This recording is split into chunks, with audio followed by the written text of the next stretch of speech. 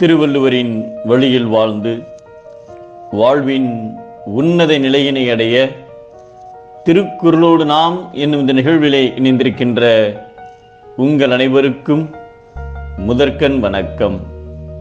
குறள் எண் 508. அதிகாரம் தெரிந்து தெளிதல். ஒரு முறை தருமர் பீஷ்மரிடம், அரசன் ஆராயாமல் ஒருவனை தனது உதவியாளராக நியமித்துக் கொண்டால் அதனால் என்ன விளைவுகள் ஏற்படும் என்று கேட்டார். அதற்கு பீஷ்மர் ஒரு நாயின் கதையை கூறினார்.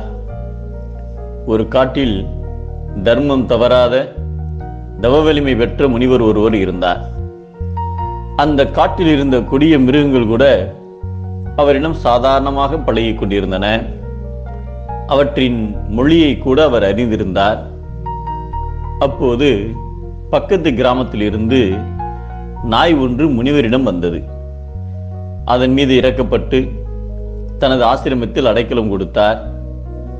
ஒரு நாள் அந்த நாயை ஒரு சிறுத்தை துரத்தியது. அதை கண்டு பயந்து போன நாய் முனிவரிடம் தன்னை காப்பாற்றுமாறு கெஞ்சியது. உடனே முனிவர் தனது தவ வலிமையினால் அந்த நாயை ஒரு சிறுத்தையாக மாற்றிவிட்டார்.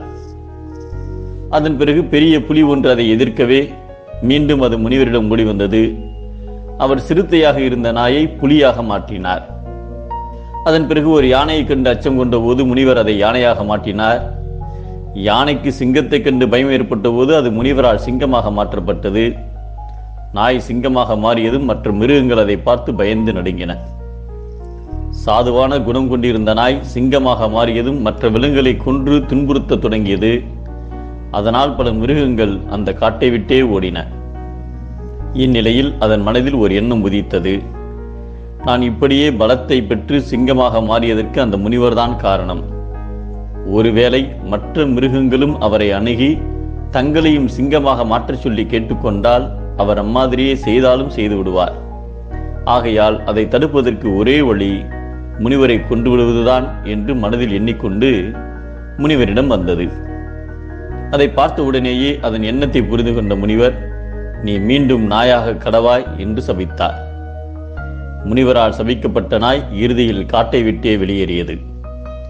அயலான் ஒருவரை ஆராயாமல் தனக்கு துணையாக அமைத்துக் கொண்டால் அச்செயல் நீங்காத துன்பத்தை தரும் என்பதை தேரான் பிறனை தெளிந்தான் வழிமுறை தீரா இடும்பை தரும் என்கிறார் நம் தெய்வப்புலவர் திருவள்ளுவர். தேராமல் தெளிவது துன்பம், தெரிந்து தெளிதலே இன்பம். மீண்டும் அனைவருக்கும் நன்றி, வணக்கம்.